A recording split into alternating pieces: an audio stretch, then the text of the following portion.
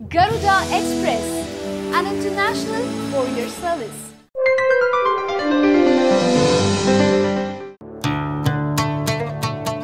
బ్రహ్మ మనిషిని తయారు చేశాడు.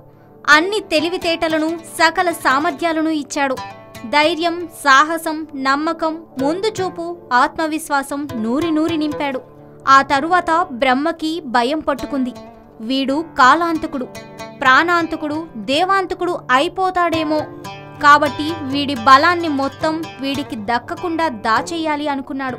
నేను దాన్ని ఆకాశంలో దాచేస్తాను, నాకివ్వు అంది గద్ద. మనిషి ఏదో ఒక రోజు ఆకాశాన్ని జయిస్తాడు, ఆ రోజు మళ్ళీ తీసేసుకుంటాడు అన్నాడు బ్రహ్మ. పోనీ నేను నీటి అడుగున దాచేస్తాను అంది చేప. మనిషి ఏదో ఒక రోజు నీటిని జయిస్తాడు, నేను నేల పొరల్లో దాచేస్తాను అంది ఎలుక. మనిషి నేలను చీల్చి మరీ సాధించేస్తాడు అన్నాడు బ్రహ్మ. అప్పుడు ఒక కోతి నెమ్మదిగా ముందుకు వచ్చింది. సర్వశక్తులన్నీ మనిషి లోపలే దాచేద్దామంది. బేష్, మనిషి అన్ని చోట్లకు వెళ్తాడు, అన్నిటినీ గెలుస్తాడు, కానీ తన లోపలికి మాత్రం తను వెళ్ళలేడు, తనను తాను గెలవలేడు, అక్కడే దాచేద్దామన్నాడు బ్రహ్మ. అప్పటి నుంచి బలం తన లోపలే ఉంది, కానీ మనిషి బయట వెతుకుతూనే ఉన్నాడు.